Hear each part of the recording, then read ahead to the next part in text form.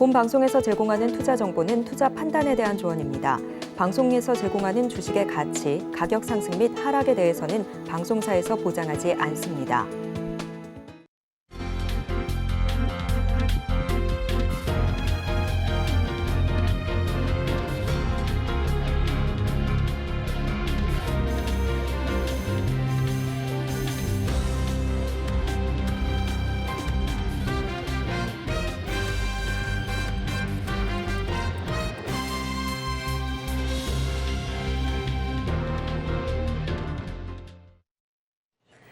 시청자 여러분 안녕하세요. 오늘을 돌아보고 내일을 준비하는 오늘장 내일장 1부 진행의 백선혜입니다. 미국 시장에서는 빅테크 주들이 랠리를 펼치고 있습니다. 3대 지수 모두 상승으로 마감을 했는데요. 오늘도 우리 시장은 방향성을 잘 잡지 못하고 있습니다. 코스피 시장은 오늘도 빠지고 있는 양상이 펼쳐지고 있고요. 코스닥 시장이 그래도 고무적으로 오름세가 관찰이 되고 있습니다. 1%대 강세를 펼치면서 900선 위에서 거래가 되고 있습니다. 양대 시장에서 기관 투자자들은 모두 팔아내고 있는데 외국인 투자자들과 개인 투자자들은 각 시장에서 포지션을 좀 다르게 취하고 있습니다. 그리고 오늘 시장의 주인공은 단연 에코프로일 겁니다. 에코프로 장중에 코스닥 시장 1위에 자리를 하기도 했습니다. 마감까지 어떻게 주가가 움직일지 저희 방송과 함께 지켜보시기 바랍니다. 본 방송에서 제공해드리는 정보는 투자 판단을 위한 조언일 뿐 해당 주식의 가치와 수익률을 보장하지는 않습니다. 아울러 서울경제TV와 서울경제신문은 당사의 브랜드입니다. 최근 당사를 사칭하는 피해 사례가 늘어나는 만큼 각별히 주의해 주시기 바랍니다. 또 저희 방송 유튜브를 통해서도 보실 수 있습니다. 유튜브 검색창을 서울경제TV라고 검색하시면 저희 방송과 함께 하실 수 있으니까요. 실시간으로 댓글 참여도 많이 해주시기 바랍니다. 7월 18일 화요일입니다. 오늘장 내일장 1부는 이 시각 보도본부로 시작하겠습니다. 앞서서 살펴보셨던 헤드라인 중에서 세 가지를 골라서 심층적으로 다뤄보겠습니다. 오늘은 보도국의 김수빈 기자와 함께합니다. 어서 오세요. 안녕하세요.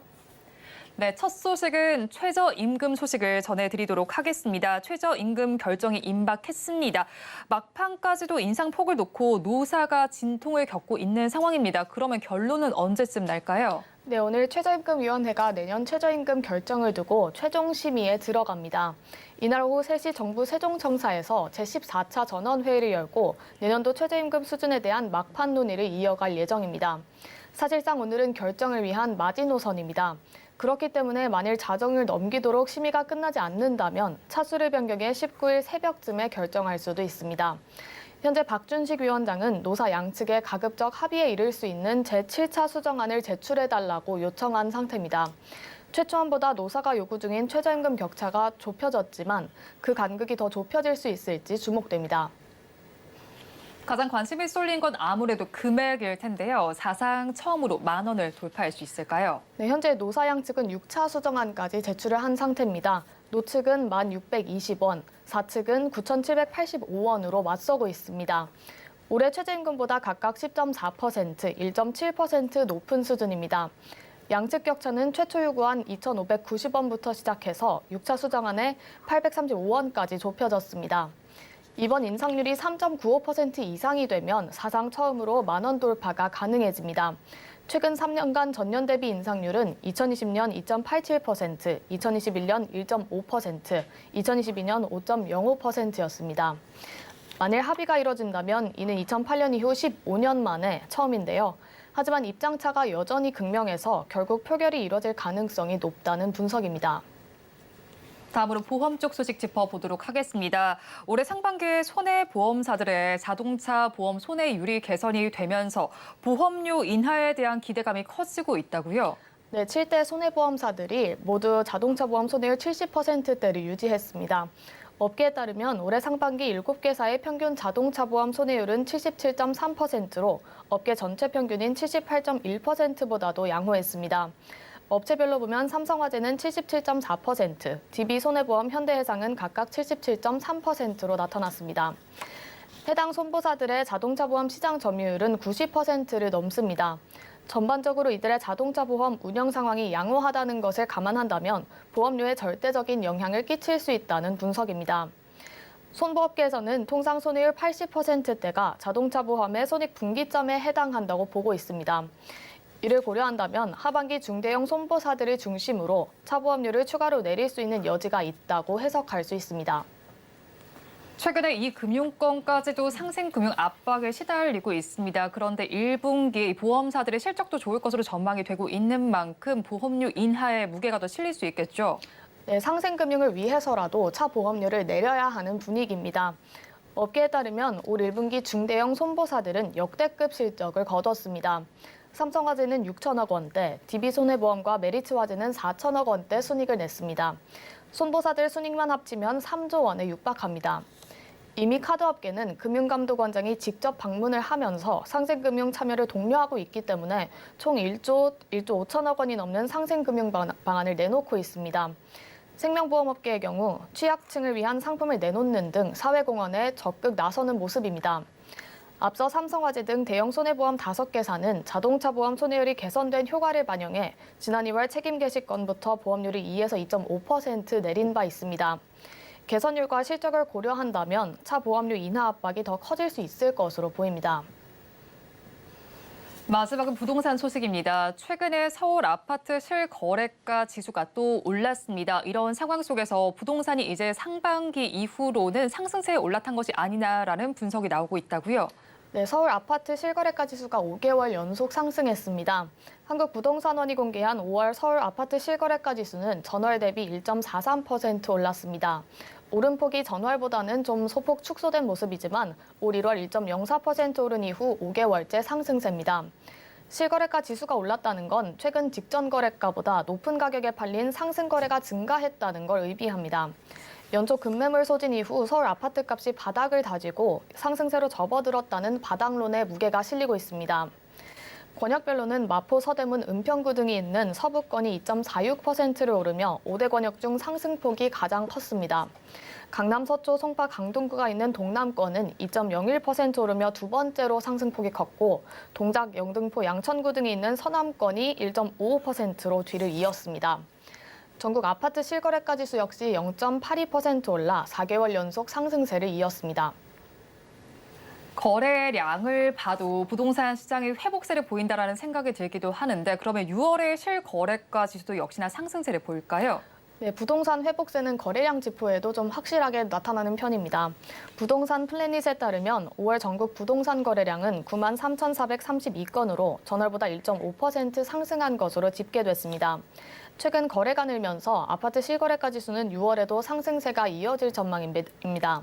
지난달까지 거래 신고분으로 분석한 6월 아파트 실거래가 잠정지수는 서울이 1.32%, 전국이 0.52% 각각 오를 것으로 예측됐습니다. 전날 기준 현재까지 신고된 6월 서울 아파트 거래량은 3,581건으로 전월 거래량을 이미 앞섰습니다. 자, 오늘 이 시각 보도본부에서는 최저임금부터 부동산 시장 분위기까지 짚어봤습니다. 보도국의 김수빈 기자와 함께했습니다. 오늘 말씀 고맙습니다. 감사합니다.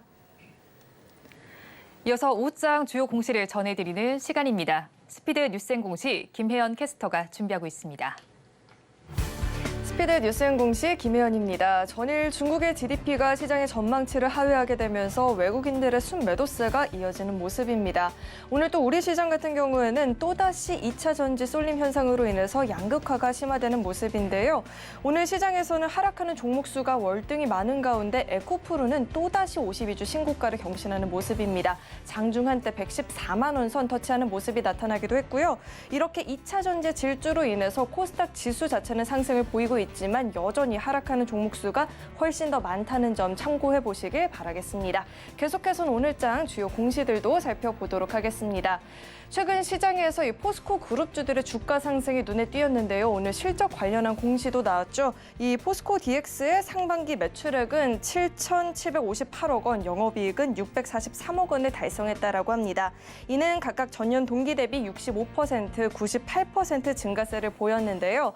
이 포스코 DX DX가 지난 3월 사명 변경을 한 이후에 인공지능, 디지털 트윈, 메타버스 등의 기술을 적용한 이 스마트 팩토리 고도화에 집중을 하고 있는데 이 같은 호실적 배경에는 2차 전지를 비롯해서 친환경 미래 소재 분야로 사업을 계속해서 확대를 해 나가고 있는 포스코 그룹사를 대상으로 공장 자동화, 스마트 팩토리, 산업용 로봇 분야의 사업 기회가 증가한 덕분이다라는 분석들이 나오고 있습니다.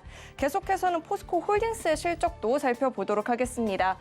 포스코 홀딩스는 연결 기준 올 2분기 영업이익이 1조 3천억 원으로 직전 분기보다 85.7% 증가를 했다라는 공시를 내놨습니다. 다만 작년 동기 대비해서는 38.1% 감소한 수준이고요. 또 2분기 매출액은 20조 1천억 원으로 직전 분기보다 3.6% 늘어났지만 마찬가지로 전년 동기 대비로는 12.6% 줄었습니다.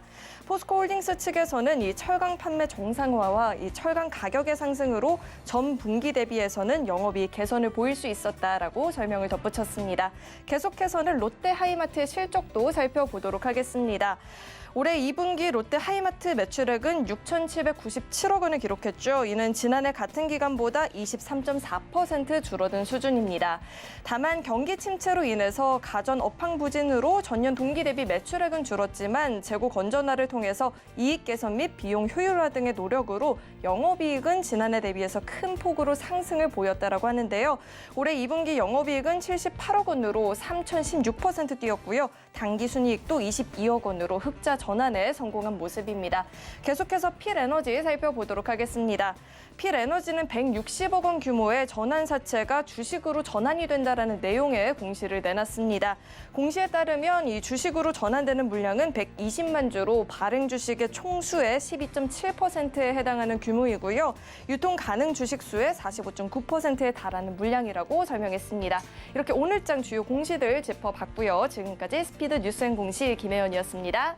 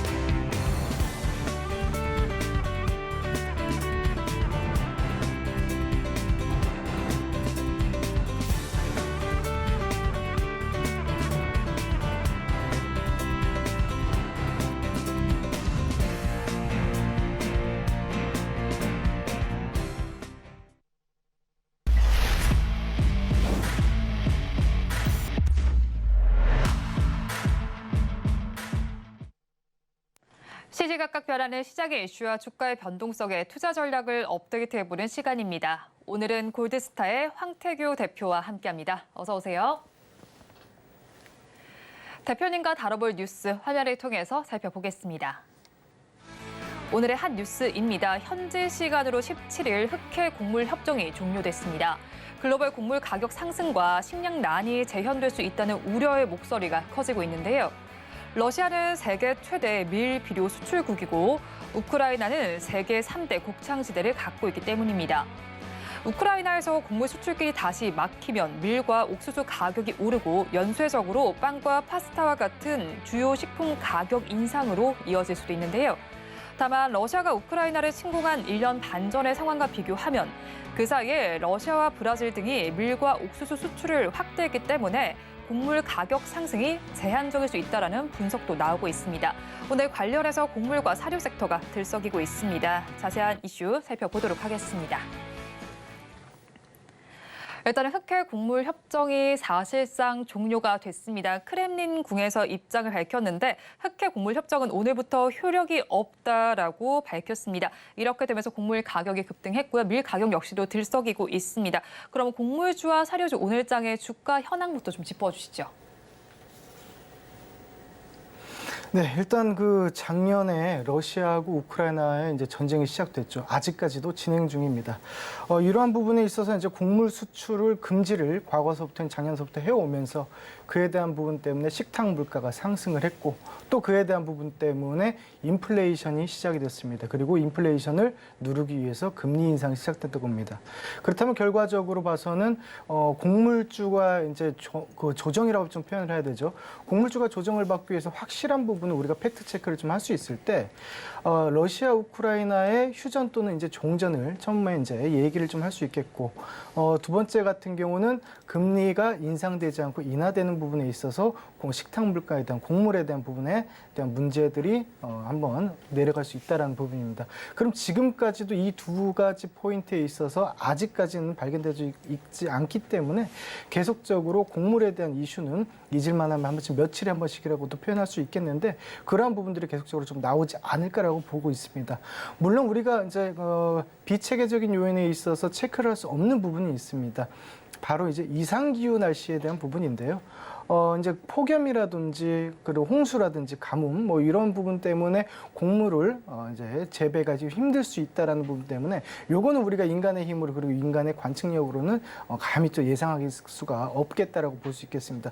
그렇기 때문에 여러분들이 곡물주라든지 사료주라든지 이런 부분을 체크하실 때는 일단은 단발성으로 이어질 수 있는 그런 뉴스들에 대한 이슈를 좀 파악을 하시고 거기에 대해서 대응을 하시는 부분이 가장 좋지 않을까라고 보고 있습니다. 네, 곡물과 사료주에 가장 민감하게 반응할 수 있는 흑해 곡물 협정이 오늘 사실상 종료됐다라는 소식이 들어와 있었고 오늘 섹터의 흐름을 보니까요. 사료 섹터 살펴보니까 일단은 봤을 때 하락하는 종목수가 조금 더 많이 집계가 되고 있기는 합니다. 그래도 섹터 내에서 종목들을 살펴보니까요. 흑해 곡물 협정과 관련해서 한탑과 한일사료, 팜스토리 같은 종목들이 거론이 되는데 오늘 장에서 오르기는 오르는 듯이 모두 음봉을 띄우고 있거든요. 일단은 한탑의 주가를 먼저 보도록 하겠습니다. 장중에 상한가까지 올라갔다가 지금은 음봉 띄우면서 9%대 강세를 보고 있습니다. 가지고 계신 분들 이 한탑 어떻게 대응하면 좋을까요? 네, 일단 한탑 같은 경우는 우리가 좀 정말 작은 종목이라고 표현을 하고 싶어요. 코스닥 종목 중에서도 시가총액 550억 정도밖에 안 되는 굉장히 좀 스몰 캡이다라고 이제 볼 수 있는데 이러한 부분 때문에 이슈가 이제 발생을 했을 때 물론 액티브한 움직임들이 계속적으로 좀 나오고 있다라고 보입니다. 제가 보기에는 스윙의 관점보다는 급등락이 너무 심할 수 있기 때문에 트레이딩에 대한 관점에서 대입해 보는 것이 좀 좋을 수 있다라고 말씀드리는데 일반적으로 우리가 개인 투자자 입장에서 트레이딩을 하기가 또 쉽지 않은 게 또 사실입니다. 그렇기 때문에 구태여 꼭 곡물 사료주를 이 한탑을 한번 해보셔야겠다라고 이제 생각이 들었을 때는 제가 이제 단기 스윙에 대한 관점으로 잠깐 말씀을 좀 드릴 수 있겠는데 일단은 지금의 현재 주가 이제 윗꼬리에 음봉을 길게 내려오고 있는 그런 상황이죠. 그리고 이전의 종가가 약 1,700원 선 됩니다. 그러니까 갭이 떴다는 얘기죠, 오늘. 이러한 부분에서 갭을 한번 메웠을 때 1,700원 선에서 우리가 접근을 한번 할 수 있겠다라고는 보입니다. 물론 접근을 했을 때 우리가 단기적인 단기 이평선을 이탈하지 않는 그런 한도 내에서 한번 끌고 가볼 수는 있겠다라고 보이는데 만약 이게 이제 2275가 지금 현재 6월 14일의 최고점인데 여기를 뚫게 되면은 갈 수 있는 구간 자체가 약 3,000원권까지는 열려 있기 때문에 이 부분에서 한번 노려볼 만은 좀 합니다. 제가 다시 말씀드리면 1,700원 선까지 이제 조정을 받았을 때 단기 이평선 대응을 하되 전고점을 돌파했을 때는 최대 3,000원 언더까지는 한번 볼 수 있겠다라고 정리 좀 하도록 하겠습니다. 네, 한탑의 경우에 오늘 갭을 띄우면서 출발한 이후에 상승률을 꽤나 많이 반납을 하긴 했습니다. 그래도 아직까지는 상승률을 기록 중이기는 한데요. 1,700원 선 기억하시면서 한번 대응을 해보시면 좋겠습니다. 그렇다면 다른 종목들도 한번 살펴볼게요. 다른 종목들도 있잖아요. 팜스토리도 있고 한일사료, 미래생명자원도 있는데 사실 곡물 사료주 같은 경우에는 테마성으로 움직인다라고 할까요? 단기 급등 후에 또 상승분 반납하고 이런 장세들이 많이 연출이 되는데 신규로 좀 접근해도 괜찮을까요? 일단은 보시면 아시겠지만 곡물주나 사료주 같은 경우는 차트적인 표현으로 기술적으로 말씀드리면 거의 싱크로율이 90% 이상입니다. 거의 비슷하게 생겼기 때문에 사실상 그 중에서 제가 봤을 때는 혹시라도 신규로 진입을 하고 싶다라고 말씀을 드렸을 때는 실적이 기반될 수 있는 사료주나 또는 대장격으로 움직일 수 있는 사료주를 픽하는 방법이 가장 좋지 않을까라고 봅니다. 다시 말씀드려서 식품에서는 이제 조금은 이제 사료에서는 조금은 벗어났다고 얘기할 수 있겠지만 식품 관련주 중에서는 우양이라는 종목이 실적을 굉장히 좀 영업이익률이 높게 나오면서 훈풍을 좀 이뤄내고 있는 그런 상황이기 때문에 관련주 실적 기반한 관련주다 했을 때는 우양을 보시는 것이 맞겠고 그다음에 테마성에 있어서 대장격으로 움직일 수 있는 종목을 잡고 싶다라고 했을 때는 누보라는 종목을 잡는 것이 가장 효율적인 방법이지 않을까라고는 생각을 하고 있습니다. 네, 그렇죠. 식품주들 또 사료주들 지금 봤을 때 곡물 사료주들은 굉장히 널뛰는 주가가 좀 연출이 되기 때문에 대장주격인 종목들을 언급을 해주셨습니다. 이런 종목들 실적이 어떻게 나타나는지 살펴보면서 대응 전략 짜보면 좋겠습니다. 이어서 다음 주제 화면을 통해서 보도록 하겠습니다. 오늘의 두 번째 뉴스입니다. 서울경제신문에서 발췌한 뉴스입니다. 프레스티지 바이오 파마가 오늘 미국 정부의 암 정복 프로젝트 캔서 문샷에 합류했다고 밝혔습니다. 항체 신약 개발 기업으로는 국내 최초인데요.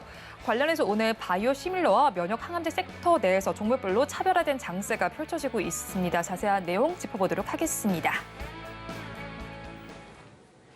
캔서 문샷과 관련해서 오늘 프레스티지 바이오 파마가 전격 합류했다라는 소식이 전해지고 있습니다. 그래서 오늘 주가를 좀 살펴보니까 지금도 상한가에 위치하고 있네요. 장대 양봉 연출하면서 지금 주가 보니까 11,830원 선을 지나고 있는데요.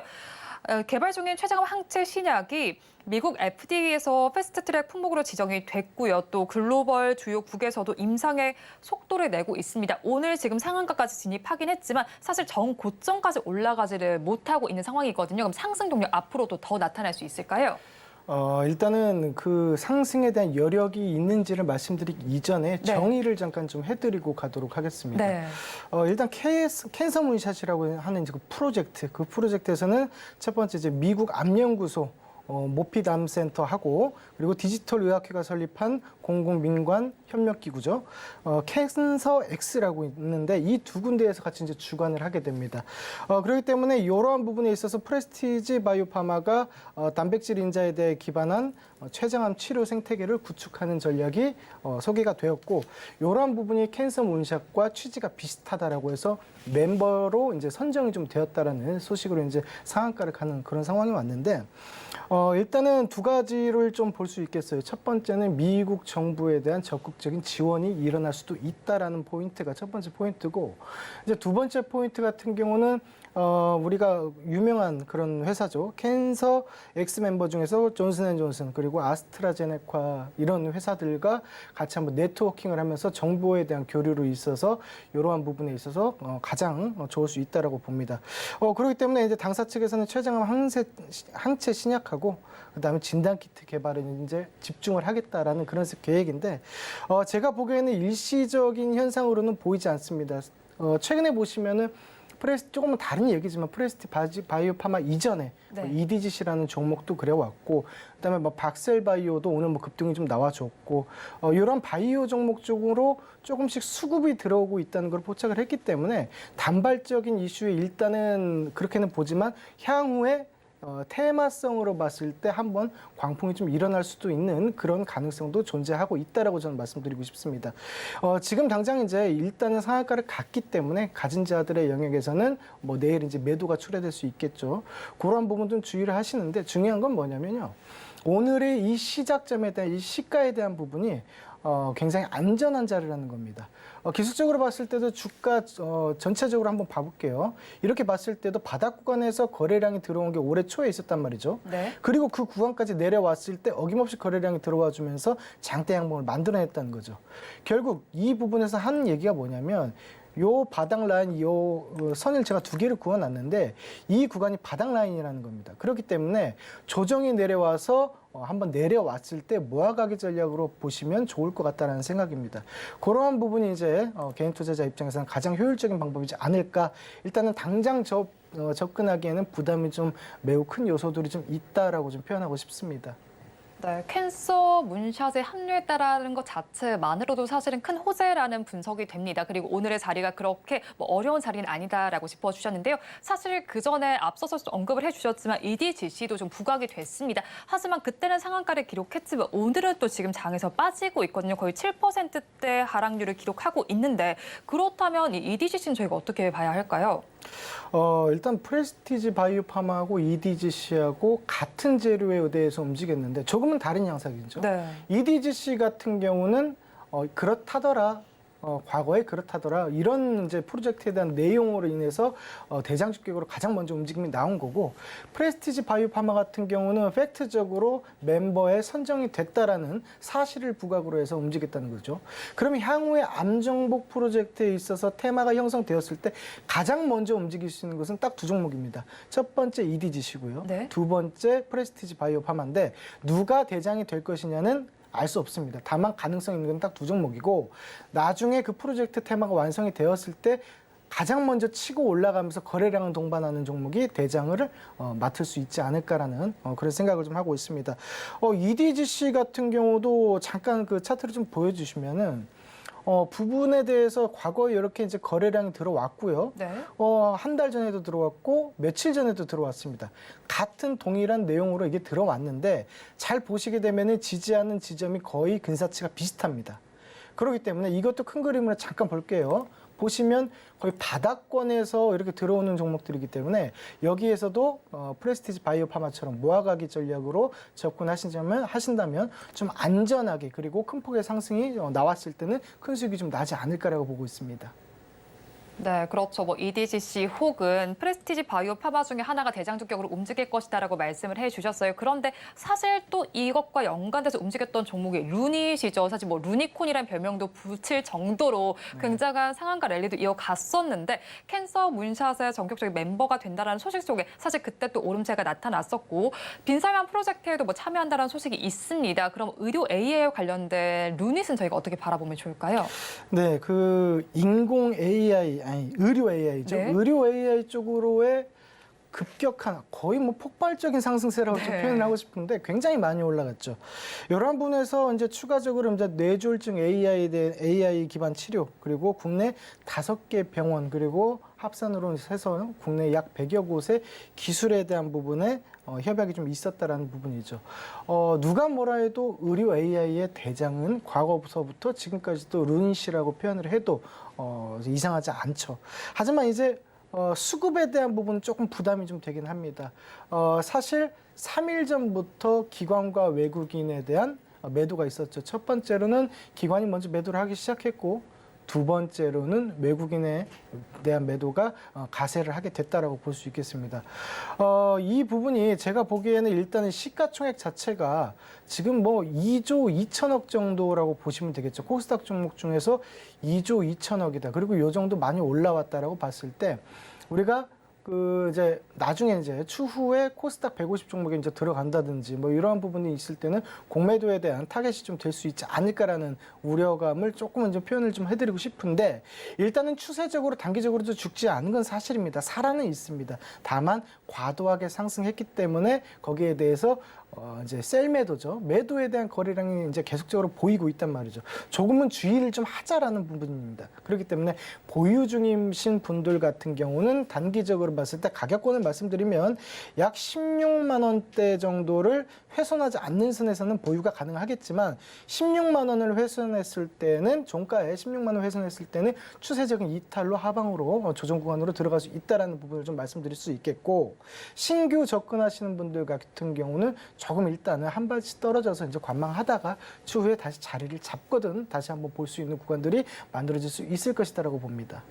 네, 루닛 그간 많이 올랐습니다. 지금 수급적인 불안감도 있는 만큼 조금 조심스럽게 접근하시면 좋겠다라고 말씀해 주셨습니다. 그러면 탑픽 종목은 어디서 오늘 가져오셨을까요? 오늘 이제 내용 중에서는 이제 의료 AI에 대해서 이제 말씀을 드렸고 네. 그리고 그 이전에 곡물주 사료주에 대한 부분을 말씀드렸습니다. 하지만 저는 실적이 기반이 되고 차트적으로도 이제 수급에 대한 모습들이 계속적으로 보이는 그런 종목 말씀드릴 텐데 식품주 중에서 우양이라는 종목을 좀 말씀드리고 싶어요. 일단은 뭐 통조림이나 즉석식품에 대한 이제 제조를 해서 외국으로 이제 수출하는 그런 기업인데 이 부분에 있어서 자체 보유 브랜드까지 보유를 하고 있고 특히나 K푸드라고 얘기할 수 있는 그런 핫도그, K 핫도그를 지금 미국에서 매장에서 줄을 서서 먹을 정도고 없어서 못 파는 경우까지 오기 때문에 이러한 부분들이 지속적으로 매출에 반영이 되고 그다음에 영업이익에 반영이 될 수 있다고 봅니다. 최근에 주가가 굉장히 상승을 급하게 올라오긴 했습니다만 여기에서도 추가적으로 상승을 할 수 있다고 봅니다. 대신에 오늘 내일 중에 하라는 얘기가 아니고요. 단기 이평선과 이격이 났기 때문에 어느 정도 내려왔을 때 접근하시기를 좀 권유드리는데 밴드를 좀 설정을 하고 싶습니다. 모아가기 전략이니까요.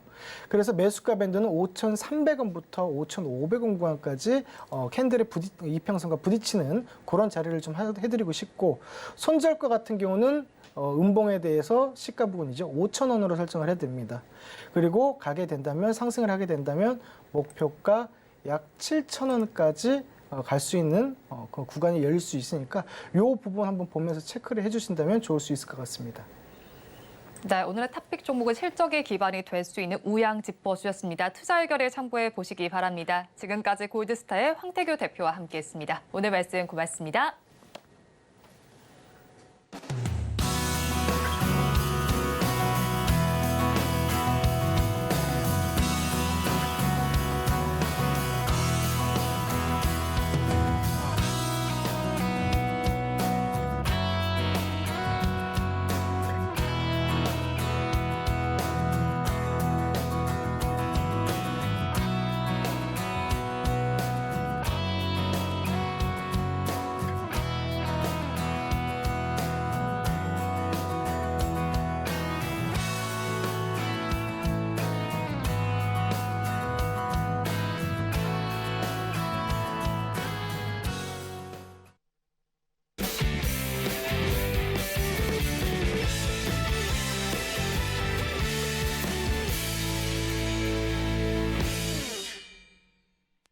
마켓 리더의 시선으로 글로벌 경제와 산업 트렌드를 체크하고 이걸 수익으로 연결해 보는 시간, 고수의 선택 시간입니다. 오늘은 미중산업경제연구소의 조용찬 소장과 함께합니다. 어서 오세요. 예, 안녕하십니까? 네, 소장님과 다뤄볼 주제 화면을 통해서 살펴보겠습니다. 중국 경제가 좀 추락한다라고 봐야겠죠. 어제 2분기 GDP가 발표됐는데 성장률이 부진하게 집계가 됐습니다. 자세한 내용 짚어보도록 하겠습니다. 어제 중국의 경제 성장률 발표가 됐습니다. 소장님, 그런데 6.3%로 집계가 됐는데 사실 시장의 예상치가 7%였습니다. 크게 하회한 수치인데 이 수치 어떻게 분석하고 계시나요? 네, 지난 2분기였죠. 제로 코로나 정책에 의해서 중국의 41개 도시가 멈춰섰는데 이 때문에 중국의 성장률이 0.4%에 불과했습니다. 이에 따라서 1년 뒤인 지금은 성장률이 7% 이상이 나와야지 정상인데요. 막상 뚜껑을 열고 보니까 6.3%밖에 기록을 못했습니다. 아무래도 가장 주요 원인은 투자가 부진했기 때문에 그런데요. 중국은 현재 주요 도시들 같은 경우는 주택 가격이 붕괴 속도가 너무 빠르게 진행이 되고 있습니다. 네. 이 때문에 부동산 투자 같은 경우는 1분기에 1분기가 마이너스 5.8%인데 이것보다 더 빠른 속도로 감소했고요. 또 지방정부는 채무 문제로 인해서 봄철 재개발 사업을 전혀 하지는 못했습니다. 봄철을 보면은 4월 달부터 미국의 그 실리콘밸리 은행 파산으로 인해서 신용 경색이 중국 시장을 덮쳤는데요. 이 때문에 중국 같은 경우에는 은행과 관련된 뱅크런 사태가 일어났고요. 이 때문에 중국에서는 노후주택 단지를 새로운 고층 아파트라든지 그리고 학교나 쇼핑센터와 같은 건물을 짓기로 했었는데 이게 모두 멈춰 섰기 때문에 그렇습니다. 이 때문에 중국 경제와 관련돼서 현재 순간 풍속을 보여주는 직전 분기 대비 성장률을 보면은 1분기는 2.2%를 기록했지만 1분기는 0.8%를 기록했는데요. 기저효과가 사라질 3분기부터는 중국 경제는 제로 성장까지 떨어지는 그야말로 실속할 가능성이 세계가 경험합니다. 명확한 것은 아닌가 보여집니다. 네, 중국에서 주택 버블이 붕괴가 되면서 지금 투자도 부진한 상황입니다. 그렇다면 상반기 소매 판매의 경우에는 지난해 같은 기간보다 8.2%가 증가한 수치로 집계가 됐더라고요. 그러면 이 수치는 저희가 어떻게 해석해야 할까요? 투자와 생산이 부진한데 소비나마 그나마 잘 버티고 있는데요. 8% 정도의 그 소비 성장을 이뤘던 것은 아무래도 기저 효과 영향이 컸었고요. 최근 들어서 개인 소비가 서비스 주도로 좀 소비가 좀 활발해지고 있습니다. 아무래도 보복 소비가 일어나고 있기 때문에 그런데요. 중국에서는 의식주를 시기주라고 표현합니다. 아무래도 경제 활동이 재개가 되니까 소비가 외식이라든지 이런 서비스 산업에 집중이 됐다는 거고요. 두 번째로는 중국 소비의 20%를 차지하는 자동차, 승용차와 관련된 판매가 두 자릿수 증가를 보였다는 겁니다. 중국은 7월 1일부터 배기가스 규제가 강화됐는데요. 기존 미달 차량 같은 경우에는 생산, 수입, 판매가 모두 금지가 되기 때문에 2분기에는 가격 파괴 현상들이 나타났고 이에 따라서 판매 특수가 일어났는데요. 이제 7월 달부터는 이런 특수가 사라지기 때문에 아무래도 그 하반기에는 소비 특수도 기대할 수 없는 암울한 상황이라는 점에서 앞으로 수출 경기라든지 새로운 투자가 일어나지 않는 한 중국 경제는 하반기에는 아무래도 L자형 성장을 면치 못하지 않을까 생각이 듭니다. 네, 중국에서 기저 효과로 인해서 이런 수치가 나타났고 그런데 앞으로 다른 모멘텀이 없다라면 L자형으로 지금 나타날 것이라고 짚어주셨는데 사실 전 세계는 인플레이션과 싸움을 벌이고 있습니다. 그런데 중국만 이렇게 디플레이션에 빠진 이유가 뭘까요? 네, 중국 같은 경우는 6월 생산자 물가 지수 같은 경우는 마이너스 5.4까지 떨어졌는데요. 9개월 연속 하락을 했고요. 7개월 만에 가장 큰 폭의 하락을 기록했습니다. 이뿐만 아니라 소비자 물가 지수도 전년 동월 대비 0% 성장을 할 정도로 자동차라든지 스마트폰 가격도 현재 가격 전쟁에 들어갈 정도로 상당히 위험한 상황입니다. 근데 문제는 중국의 이런 디플레이션 압력이 단기간에 멈추진 않을 것으로 보여지는데요. 아무래도 전 세계 제조 상품의 3분의 1을 생산하는 중국이 수출이 12월 달에만 하더라도 마이너스 12.3%까지 떨어졌습니다.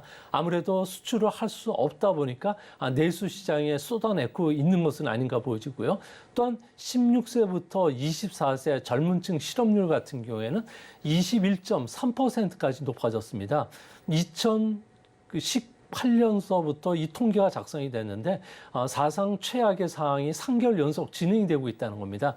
이 때문에 개인 소비도 부진하고 또 수요 부족으로 인해서 물가 하락 압력은 계속 커지고 있기 때문에 앞으로 금리를 낮춘다고 해서 또 돈을 푼다고 해서 중국의 디플레이션이 인플레이션 압력으로 바뀌기 상당히 힘들다는 측면에서 앞으로 대중국과 관련된 우리나라 수출도 당분간 좀 어려운 고비를 계속 이어가지 않을까 생각이 됩니다. 네, 소장님께서 이게 좀 단기간에 극복이 어렵다라고 말씀해 주셨는데 그럼 이 디플레이션의 싸움이 장기전으로 이어질까요? 네, 장기전은 이어질 수 있다고 지금 보고 있는 견해들이 상당히 높아지고 있는데요. 아무래도 올해 상반기에 우리나라의 대중국 수출은 770억 달러로 작년 같은 기간에 비해서 무려 24.8%나 급감을 했습니다. 중국 전체 시장에서 우리 상품들이 차지하는 비중도 2위에서 지금 5위까지 추락한 상황인데요. 아무래도 중국의 CPI를 보면은 가격적인 요인 압력도 클 뿐만 아니라 수요적인 압력이 상당히 좀 강하게 압박을 하고 있는 상황입니다. 중국 같은 경우에는 시장을 잃으면 모든 것을 잃는 시장 특성을 갖고 있는데요. 이 때문에 기업들은 출혈 경쟁을 하다 보니까 우리 제품이 품질이 좋고 그리고 상당히 좀 매력적이지만 자신이 살기 위해서는 아무래도 가격이 비싼 우리 제품을 좀 등한시할 수밖에 없지 않나 이렇게 보여집니다. 그런 측면에서 보면 현재 체계 구조적인 모습 문제가 해결되지 않는 한 우리나라의 대중국 수출은 빠른 속도로 회복이 불가능하고요. 그동안에 우리 경제 같은 경우에는 20년간 중국 특수라는 단물을 계속 흡입을 해왔기 때문에 산업 구조 조정, 수출 구조의 다변화가 상당히 늦었다는 점에서 당분간 수출 경기는 좀 안 좋아지지 않을까. 이 문제를 해결하기 위해서 우리 정부가 새로운 성장 엔진뿐만 아니라 수출 다변화에 전력을 기울여야 될 시점인 것으로 보여집니다. 네, 중국은 시장을 잃으면 모든 것을 잃는다라고 말씀해 주신 만큼 빨리 이 중국 디플레이션 상황을 극복할 것 같은데 그럼 극복하기 위해서 어떤 방안들이 마련되고 있을까요? 네, 가장 그 단기적인 효법은 일본처럼 금융 완화를 하고요. 또 기동적인 재정 정책뿐만 아니라 민간 투자를 촉진시키기 위한 성장 촉진책을 발표를 해야 되는데 이렇게 되면은 중국은 계획 경제를 시장 경제로 빠른 속도로 바꿔야지만 된다고 합니다. 하지만 이 문제는 체제와 관련되어 있는 부분이기 때문에 중국 정부가 건드리기는 상당히 힘들고요. 이 때문에 금리를 인하한다든지 돈을 푼다고 해서 기업들이 투자에 나서기는 상당히 어렵지 않나. 특히 유동성 함정에 지금 빠져 네. 있기 때문인데요. 이 때문에 중국 경제 같은 경우에는 현재 데이터 경제로의 전환, 그리고 고령자 서비스 산업을 육성하는 정책도 쓰고 있고요. 또 수출 구조와 관련해서 다변화 정책을 쓰고 있는데요. 미국과 유럽, 아시안에 중시되었던 시장을 이제 신흥국 시장으로 돌리려는 작업도 하고 있고요. 섬유라든지 신발 같은 경우는 중국 전체 수출의 한 20%를 차지하고 4,909억 달러 정도로 작년에 수출했는데 이 부분을 자본 집약적인 산업으로 바꾸려고 하고 있습니다. 하지만 미국이 디리스킹 정책, 첨단 산업 규제를 계속 가하고 있다는 점에서 중국의 이런 그 산업 구도 조정 작업들 같은 경우는 상당히 속도가 좀 더딜 수밖에 없다는 측면에서 앞으로 중국의 수출 또 세계 경제 성장 동력도 약화될 가능성이 크지 않나 이렇게 보여집니다. 그것도 경제 체제를 바로 바꾸는 것은 어려울 테고 수출을 통해서 지금 다른 길을 모색하고 있는 것 같은데 그런데 실제로 지금 중국을 살펴보면 금리 인하 외에는 다른 방안을 내놓지 못하고 있는 것 같은데 왜 이런 건가요? 네, 중국 같은 경우는 작년에 300만 개 기업이 문을 닫았고요. 최근에 임금을 지급하지 못하고 공장이 폐업이 되면서 매일 200건 이상의 대형 시위들이 계속 발생을 하고 있다고 합니다. 이 때문에 중국 지도부 같은 경우에는 기업 리더와 그리고 경제학자를 중심으로 해서 최근 들어서 6번의 긴급 경제와 관련된 점검 회의를 했는데요. 이때 모두가 이야기했던 것은 현재 중국 경제는 매우 절박한 상황이기 때문에 경기 부양책으로는 경기를 끌어올리지 못한다는 겁니다.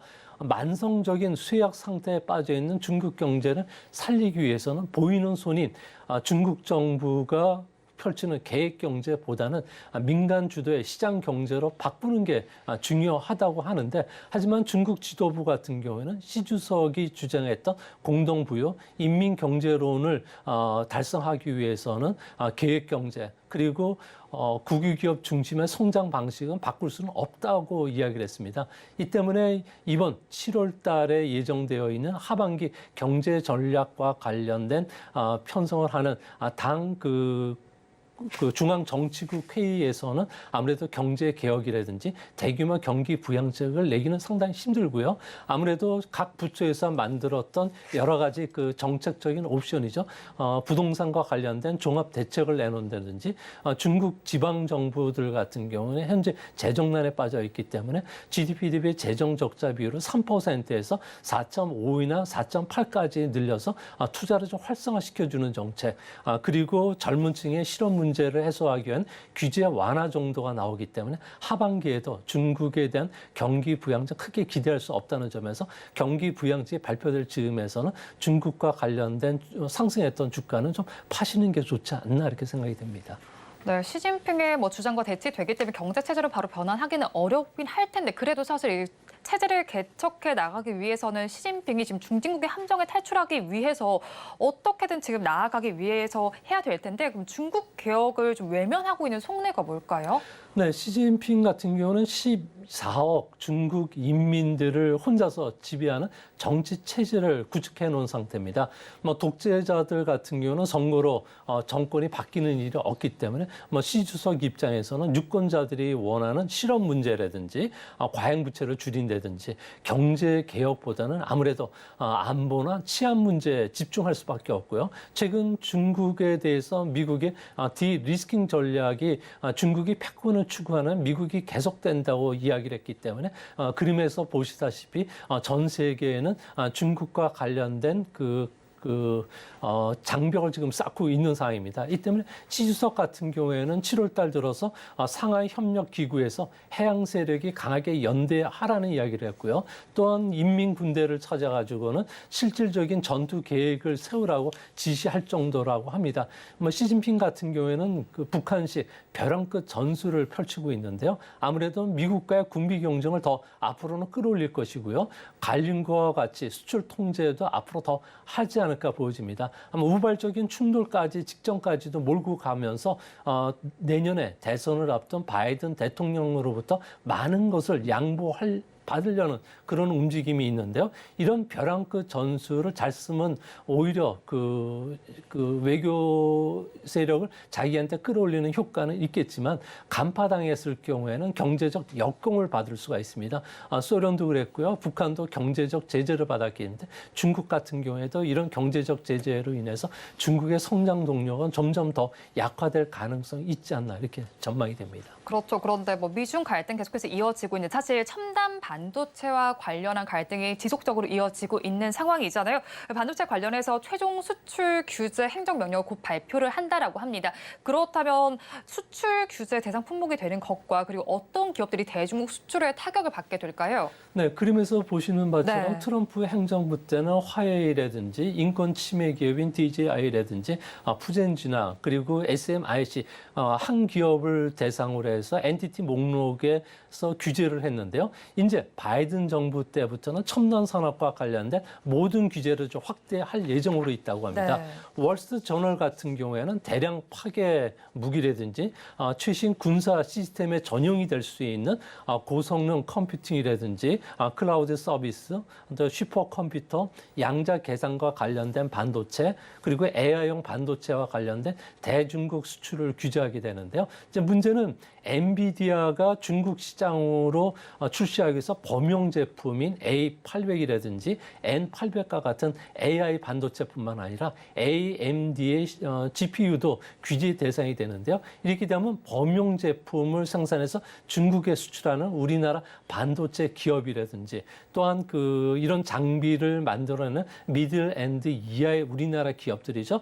KC나 ST, ST프로, TCK, 하나 머티리얼스뿐만 아니라 중국의 그 전기차와 관련된 부품을 만드는 회사, 태양광, 사물 인터넷, 인공지능, 또 모바일 기기의 핵심 부품을 중국에 공급하는 회사까지도 타격을 받을 수가 있다고 합니다. 앞으로 중국에 대해서 미국은 반도체 기업이 돈줄이 마를 정도까지 R&D 투자를 할 수 없도록 압박을 가할 것으로 보여진다는 점에서 장기적으로 보면 중국의 반도체 기업 몰락에 따른 우리 그 반도체 기업의 반사 이익을 보겠지만 우리나라 전체 반도체 수출의 40% 이상은 중국에서 수입하고 있기 때문에 단기적인 피해는 피해가기는 어렵지 않나 이렇게 보여집니다. 네, 그렇죠. 이제 중국을 계속해서 압박하면서 중국의 반도체가 좀 몰락하게 되고 우리 기업이 반사 수혜는 받겠지만 일단 단기적인 피해는 있을 것이다라고 정리를 해주셨어요. 그런데 미국이 중국의 AI 사업을 콕 집어서 첨단 반도체뿐만 아니라 범용 기술까지도 조금 제한을 걸고 있는데 이러는 속내가 뭘까요? 아무래도 AI 기술이 군사 패권을 장악하는데 결정적인 무기가 되기 때문에 그렇습니다. AI는 드론이라든지 전투 로봇, 핵잠수함, 레이더, 그리고 감시 정찰 쪽에 무기로 쓰이게 되는데요. 중국 같은 경우는 이 AI 개발을 통해서 진화 전투 시스템을 개발하고 있습니다. 여기에 가장 앞서가는 기업이 검색 엔진 회사인 바이두인데요. 중국은 베이징에서 현재 자율주행 자동차 시범을 바이두가 하고 있습니다. 이런 자율주행 시스템과 관련된 AI와 무인 로봇, 드론을 합체시켰을 경우에 AI에 의한 군사혁명이 가능한데 이게 바이두가 진행을 하고 있다는 겁니다. 미국 같은 경우는 AI 분야에서 선두주자지만 중국이 지금 무섭게 추격을 하고 있는데요. 아무래도 중국이 전 세계 특허의 60%를 차지할 뿐만 아니라 선진국 같은 경우에는 개인 프라이버시 때문에 개인들이 갖고 있는 데이터를 국가가 이용하지 못하고 다른 기업이 이용하지는 못하는데 중국 같은 경우에는 이런 방대한 데이터를 이용하기도 쉽고요. 또한 AI를 통해서 복습하기도 상당히 쉽기 때문에 AI와 관련된 기술이 상당히 발전할 수밖에 없지 않나 이렇게 보고 있다는 측면에서 AI와 관련된 규제 강도는 우리가 생각했던 것보다 상당히 강해지지 않을까 보여집니다. 네, 군사 문제가 있는 만큼 조금 더 강도가 높을 것이다라고 짚어주셨습니다. 지금까지 미중산업경제연구소의 조용찬 소장과 함께했습니다. 오늘 말씀 고맙습니다. 오늘장 내일장 일부에서 전해드린 오늘의 핵심 이슈 속 실제 수익 전략을 위한 투자 노트 화면을 통해서 확인해 보시죠. 오늘의 핵심입니다. 사료 곡물주는 실적에 기반해서 대장주를 공략하면 좋겠다라고 짚어주셨습니다. 그리고 EDGC는 박스권을 돌파한다며 급상승이 기대됩니다. 시진핑의 안보 집중에 디플레이션이 장기화될 우려감도 있으니 이 점도 참고를 해보시기 바랍니다. 오늘장 내일장 일부 마칠 시간이 됐습니다. 본 방송에서 제공해드리는 정보는 투자 판단을 위한 조언일 뿐 해당 주식의 가치와 수익률을 보장하지는 않습니다. 오늘장 내일장 1부는 여기서 마치겠습니다. 저희는 잠시 후 2부로 돌아오겠습니다.